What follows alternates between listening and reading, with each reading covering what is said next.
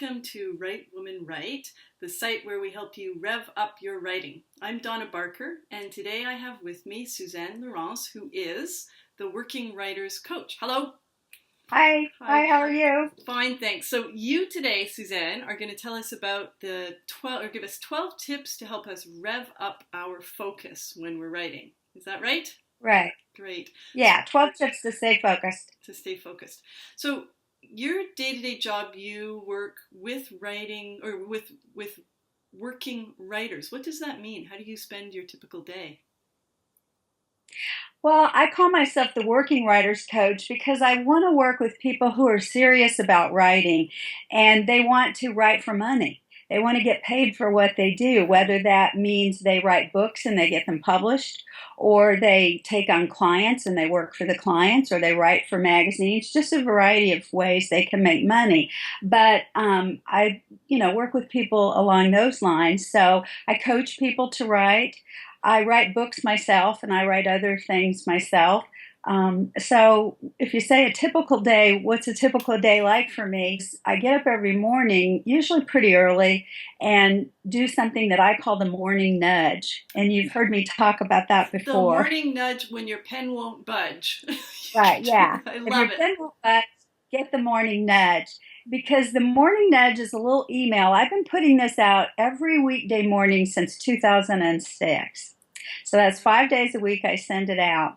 And it's just a little email that's sometimes a few words of inspiration and motivation to help you get a little writing done. Sometimes I give you more tips on how to write.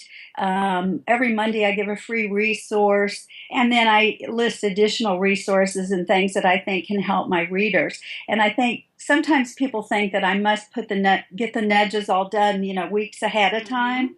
But I like to do them every morning because that way I can make them more relevant to my readers, because I know what people are going through at the moment because I'm coaching a lot of them, or I'm talking to them through my Working Writers Club. Right. So it's funny because I'll send the nudge out and then I'll get a whole bunch of emails that say, how did you know I was going through this? And so I love that. It makes it more relevant that way. So that is what I do. But the morning nudge, now I've expanded it to, it's also some videos that I put up on YouTube. I've got over 100 and something nudges up as videos. And then a few years ago, my friend Wendy Durr-Hughes, who's a book designer and coach, she helped me get together 101 of my best nudges, and I came up with a book called The Morning Nudge. So it's available on Amazon.com as well. So you are walking proof that you can focus. If you've been for 10 years now doing this morning nudge and now doing it as videos. Okay, so pure inspiration sitting right here in front of us. 12 tips that, I don't know, that should help, I hope, people like me who, with all good intentions, will sit down at my desk and I know what I want to write and I'm clear on what I want to get done, and somehow things go sideways and circular and I don't always meet my targets. So I suspect, and I know from the writers groups that I belong to, that this is a common problem with a lot of writers. So. Oh, yeah. Yeah, this is why we have writing coaches. Because it's a common problem, and even coaches go through it. But the things I'm going to give you today, the reason I can give you these tips is because I've been there, done that, through all these years. I mean, some years I was contracted to write 4 books in a year. Oh, my goodness.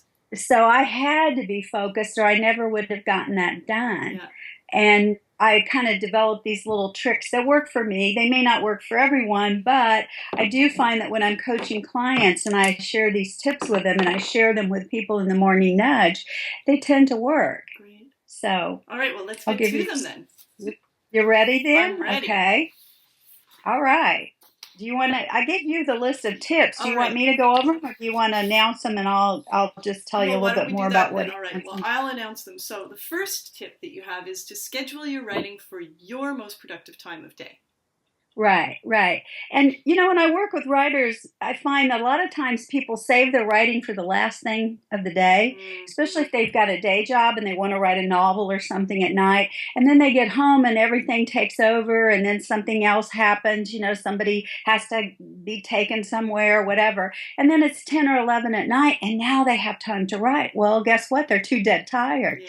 They can't do it. So I always tell them, try to figure out what is your most productive time of the day. If it's real early in the morning, then get up before your family gets up. Even if they get up at 6 o'clock, then get up at 5 or 5:30 and write for just 15 minutes or 30 minutes, because that's the other thing. Over time, your writing is going to add up, and you'll find that if you get into a schedule that's your most productive time of the day, even if you're only starting out with 15 minutes a day, or 15 minutes at a time, you'll feel so good that you got that 15 minutes that the next time you'll sit down, and pretty soon it'll turn into 20 minutes. Then it'll turn into 30 and an hour. And then over time, if you wrote an hour 5 days a week, you could get a lot of work done in that time. So, and on the reverse side, if you know you're a night owl and you just can't get up in the morning, but you come alive at 1 o'clock, in the morning, then right then, hopefully the family's asleep and you have it all quiet and you're not worn out, then get some writing done. So do it, during your most productive time. I call that the writing zone, your productive time. Get in your writing zone and get your writing done. One of the women, one of the women who is in the writing group that we belong to, she works for a law office, and she gets her hour lunch, and she writes over that hour lunchtime, because that's productive time for her, and she can make it work. Right. Okay, so another tip: set aside specific amount of time for each writing project. Right. Often as a working writer, I'm contracted to do several different jobs at a time. And so I found that if I just say, okay, I'm going to work on this now, and then I don't know how long I'm going to work on it, or I just, when am I going to work on the other stuff? I just get so scattered that I can't focus. But if I go ahead and block my time out and I say, okay, today from 1 to 2, I'm going to work on this magazine article. Then I'm going to take a break, go to walk at the beach or something. Then I'm going to come back, and from 3 to 5:30, I'm going to work on a book I'm working on. And I block out those specific amounts of time and those specific times. Then I don't feel guilty when I'm working on one project, because I know that's what I'm supposed to be doing. Right. And then when I get to the next project, I don't feel guilty that I'm not working on that other project, because this is the project I'm supposed to be working on right now.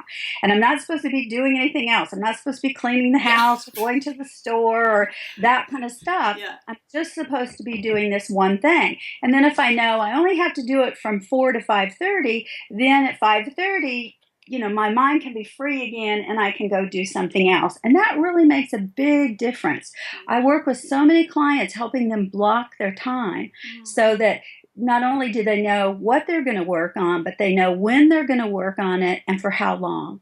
And so that doesn't mean you're going to get maybe one project finished in one time block, but it means you're going to schedule these time blocks until you get it done. And that's the way I got 4 books written in a year. I had time blocks set each week for each of the 4 books, so I could work on 4 books at a time and get them all done. So I've heard another writer say that when she had a situation like that, she was working, in fact, she was a lawyer, and she was at a conference speaking, and she was saying that she was writing a novel, but she was also working on nonfiction, and she actually had to block off certain times of day when it would be her fiction brain working. And not only that, she would put on different clothes. She would wear her lawyer's clothes when she had to write lawyerly, and she would wear her track pants when she wanted to write fiction. All right, so what about larger writing projects? You say that there's a tip to build momentum for your larger writing projects. How do you do that? Well, if you kind of sit down and you decide, all right, I've got this book that I'm working on, and I know that the going is going to be kind of rough at first. It's going to take me a few false starts and, just some time to get going. Then just tell yourself, all right, I'm going to block this amount of time out. I'm going to work on this, maybe chapter 1 from this time to this time, and just set aside that. Don't worry if maybe the first part is really rough and it doesn't look too good. But just keep going till you get 2 or 3 chapters in, and then you're going to find that you pick up momentum, and then all of a sudden it stays easier. It gets easier to stay focused. You're shaking your head because you know. Yeah. It gets easier to stay focused, and then you can always go up and clean that other part up, So just wait till you get some momentum going. Stick at it long enough to get that momentum going, and then it's going to be easier to stay focused. But it is tough to stay focused until you get that momentum going.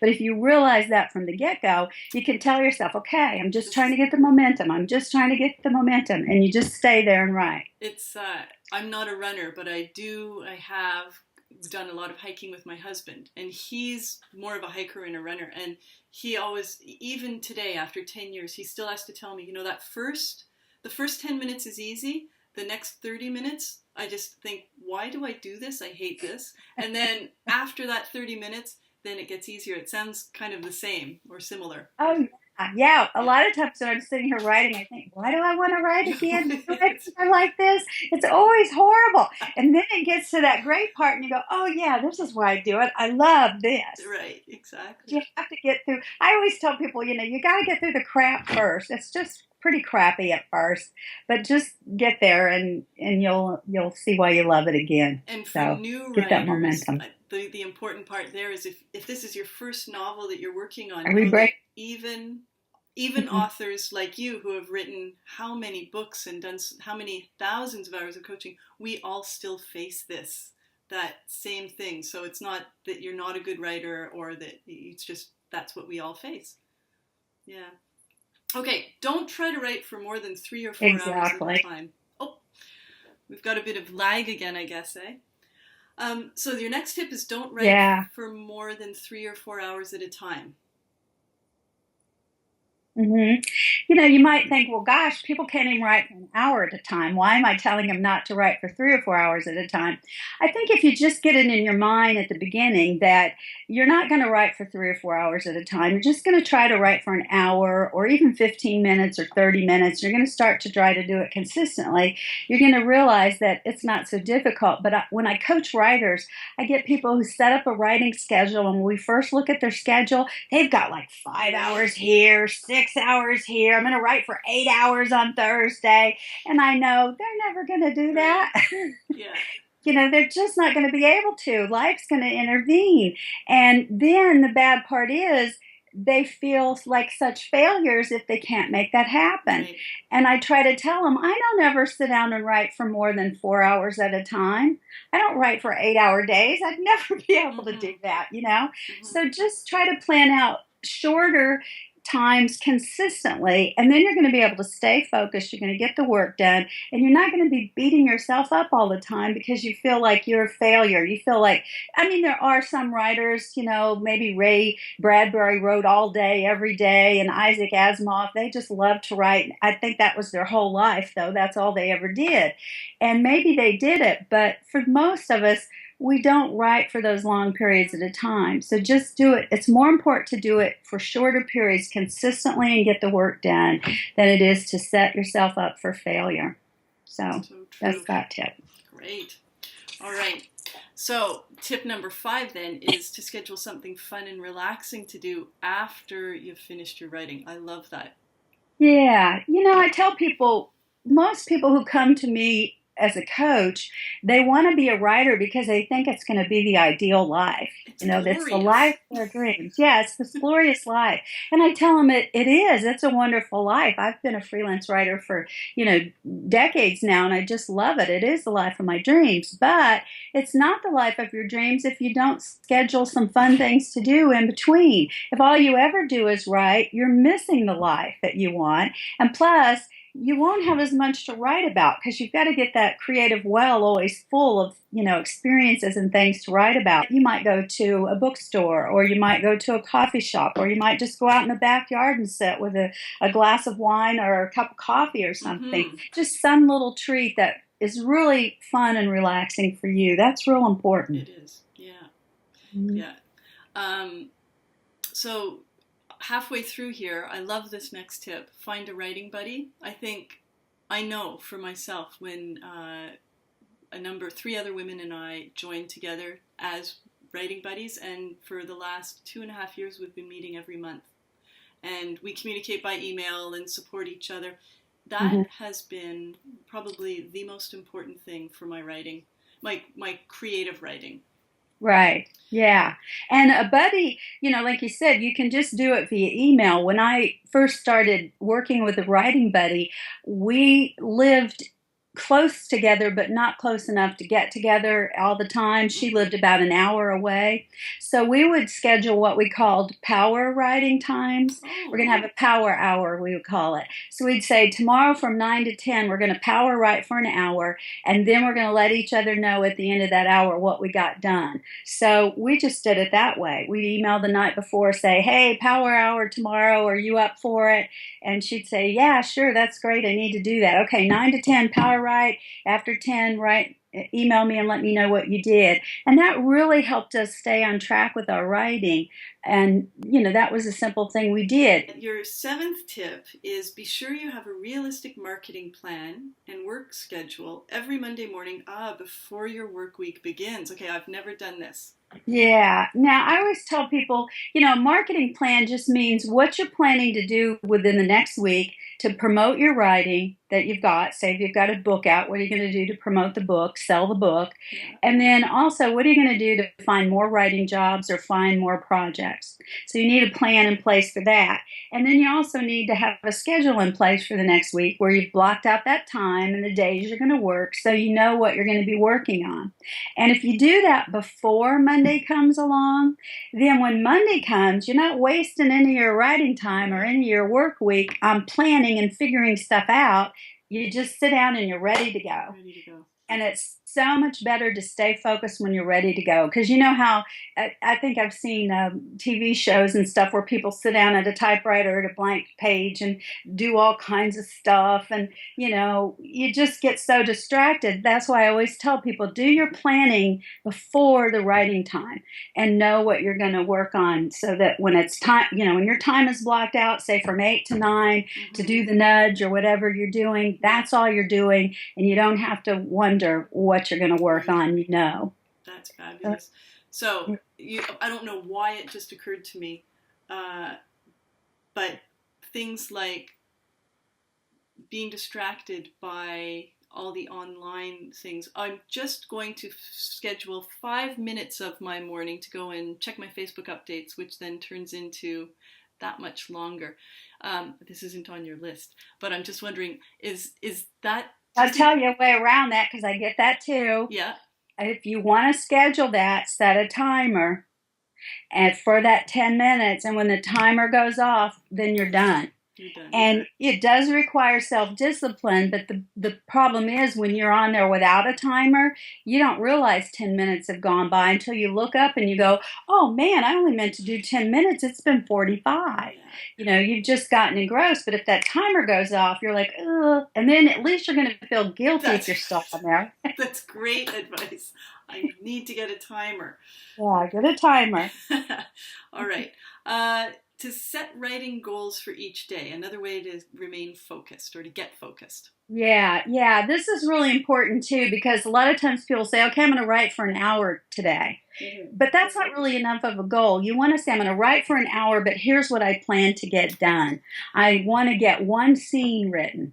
At least one scene. And so you say, okay, well, maybe, one scene's only going to take me 20 minutes to write or something. Well, if it only takes you 20 minutes to write, great. Go on, do another scene. Go on, do another scene. But at the end of the writing time, you're going to feel so good if you've met that goal. And if you've exceeded that goal, you're going to feel even more great, But if you just sat down and you said, I only got 3 scenes today, because you didn't know that all you wanted to do was get one done and you were going to feel really good. So I always say set a specific goal. Then you're gonna stay focused because you're gonna know I just need to get this one scene done today. And that helps me a lot, especially when I was working on 4 nonfiction books at a time. I'd say, okay, I just need to get this first section of chapter 3 for this book done today between 1 and 4. and I'd get it going, and I'd be focused, and pretty soon I'd get more than that done, and I'd usually get more than I had planned done. And then by the time that time block was up, I felt really good because I thought, wow, I stayed focused, I got more done. That's really great. And it also helped me see that that's all it takes to get this project done, to get these 4 books done. All it takes is staying focused, blocking out the time, and doing it. Because, at first you feel like, what am I thinking? I'll never be able to write 4 books in a year.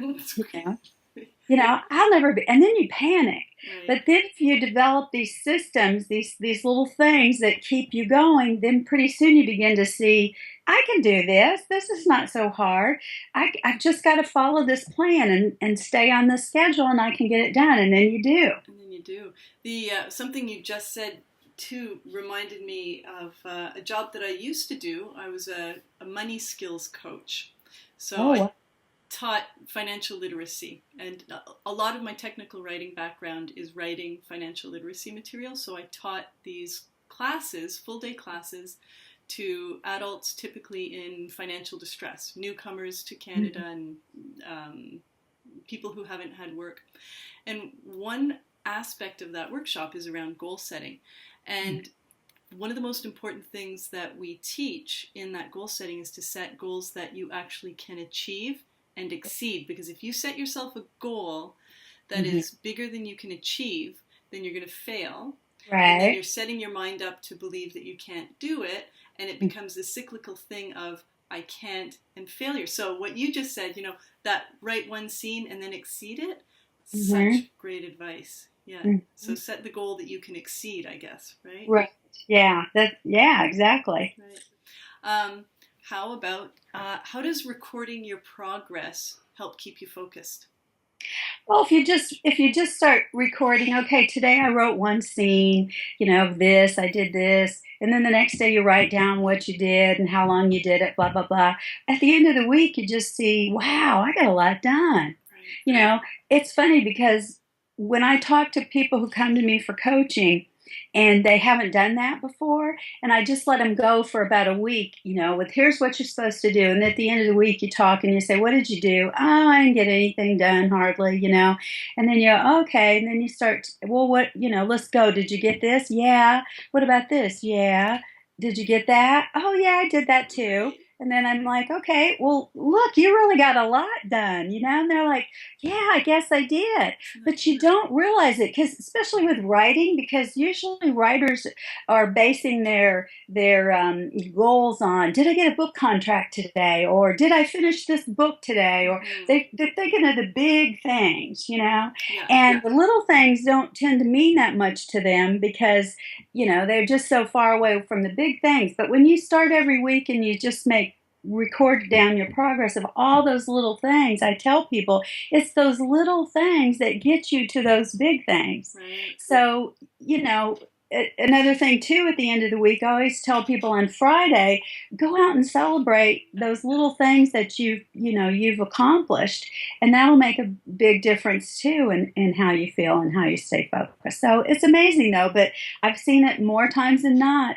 People don't record their progress, and they don't think they've done hardly anything when they've actually done a lot. Right. It's like the focus and motivation go hand in glove almost. Yeah. Right? That's what it sounds like. All right.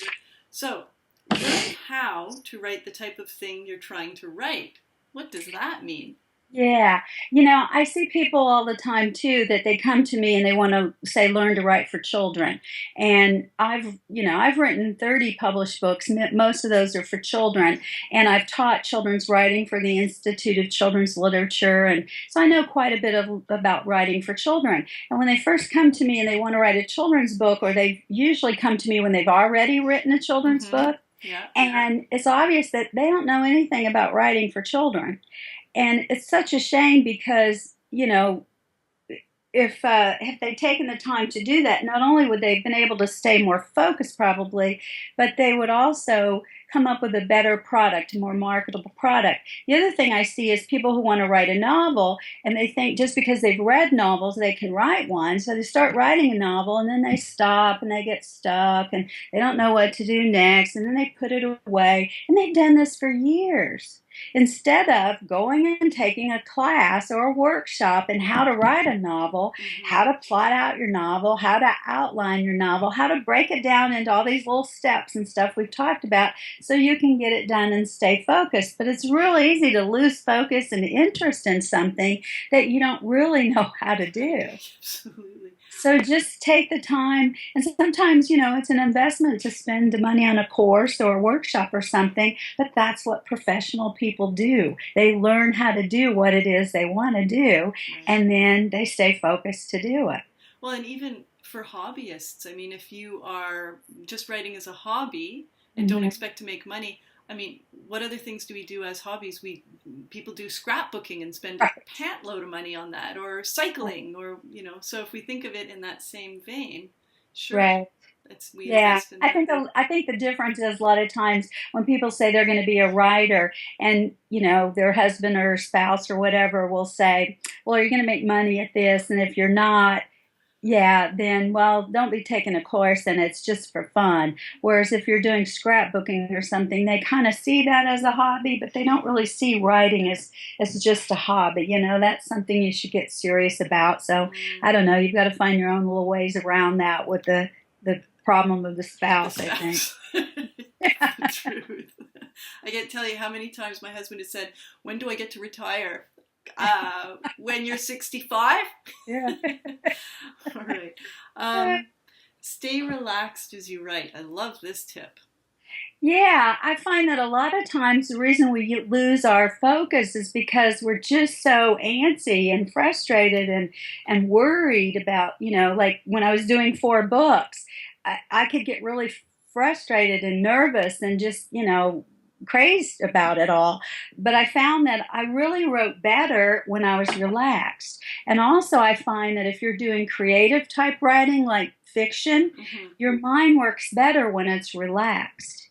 Things come to you when you're relaxed. If you're all keyed up, you're not going to get a great idea for a novel, or a great idea for the next scene. So, but if you relax, then you're going to be able to write better and you're going to be able to stay more focused. So when I was working on 4 books that year, I would take a break in between each of the time blocks and I'd listen to a relaxation tape. I'd lie down and listen, and I'd just get all relaxed and ready to work on the next project. And then I could go to the next time block and work on the next thing. But if I just moved, from one to the other, just, in a manic phase, I don't think I would have done as well at completing the projects. And I know the creativity wouldn't have been as well either. So I just say write in a relaxed state. It's funny. We used to have yoga classes here in the town I live in every Monday night, and they would go from 7 to 8 o'clock, and it's like 3 minutes down the hill. So I'd get home at 8, and between 8 and 10 on Monday nights, after doing meditation, breathing, and downward dog and all that, I tell you, I did some of my most creative writing, and I never would have put that together. I mean, I did put it together, but I never would have thought of it on my own until I started really experiencing it, coming home. And it's shocking how helpful it is to just kind of let everything else go and you're really present. I guess that's part of relaxing, is being totally present. Yeah, and a lot of times I'll even tell my coaching clients, I'll have a client who's having real trouble with the work. They're writing a novel and just can't break through to that next scene or do anything. And they're almost shocked when I say, then go to the park, or go see a movie, or go to the beach, go do something. Or what about the novel? I said, when you come back from the park or wherever, you'll be surprised what'll happen with the novel. And they usually do that. And I said, when you're at the park or you're at the movie, don't even think about the novel. Just let it go. Just let it go.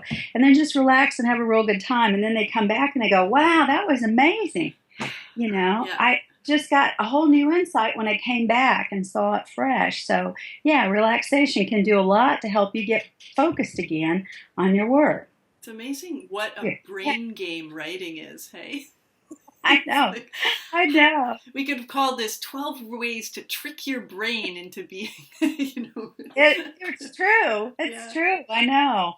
Yeah. All right. And your 12th tip, your working writer coach tip, is to set your intentions before you begin your writing for the day.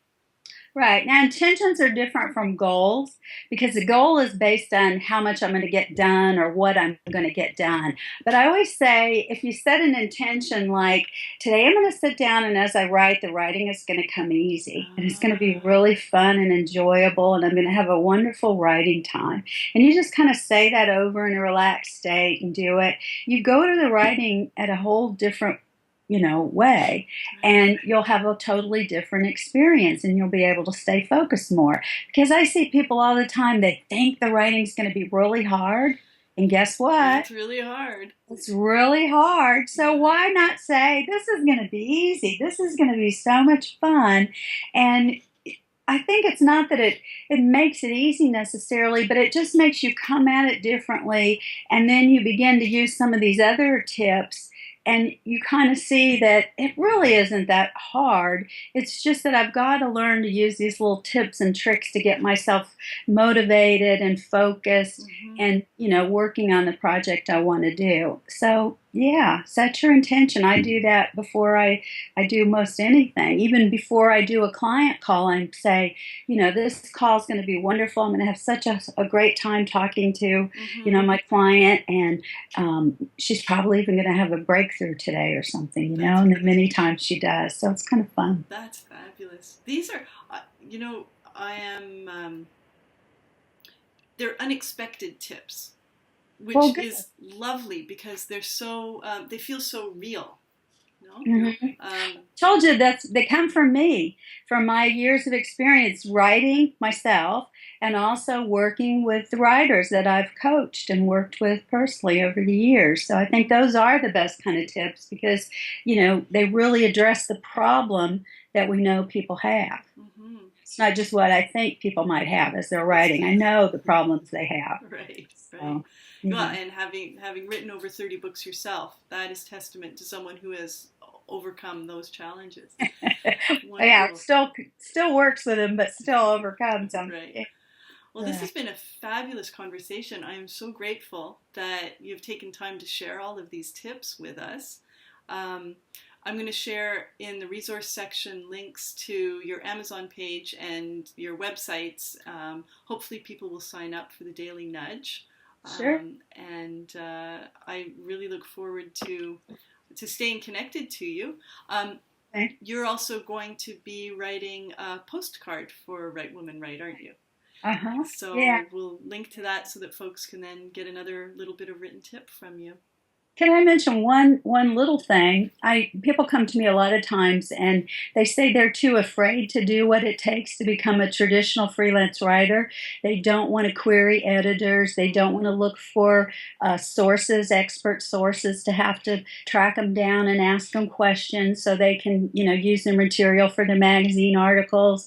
They don't want to have to learn to do research, all this kind of stuff. So I've created a program that I call fearlessfreelancewriting.com. Yeah. And what it is it's a program where you learn to create a writing career based on your own personal experience, writing from your personal experience. And so I'm going to be launching that soon, and people can find out more about it at fearlessfreelancewriting.com. So I think that's something, if anyone here listening today thinks, oh gosh, these are all good things, but I don't know if I can get through all this on my own. And then even if I can do this, I don't want to query editors. I don't want to have to do research, all this other kind of stuff. Fearless freelance writing might be right for them. Yeah, that sounds fabulous. I wish I had that 15 years ago when I launched as a freelance writer. It took me a long time to get there. Yeah. So, yeah, that would be fabulous. All right, Suzanne, thank you so much. Thank you for having me. This has been really fun. It's been really fun. And enjoy your walks on the beach as your reward for getting your work done. Lucky you. Yeah, join me on Facebook because I do a beach report every day. You don't? A beach report. Yeah, it's called the Beach Report, and I put pictures and different things. So just go to Facebook, Suzanne Lieurance. You can be my friend, and you'll see my beach report. Everybody loves my beach report. Love it, love it. All right, well, I will absolutely be looking at that and envious. I'm on the far other coast, so I can show pictures of our beach, but it's just rock, so it's not beautiful like the nice white sand of Florida. Anyway, thank you again. Okay, bye-bye. Bye.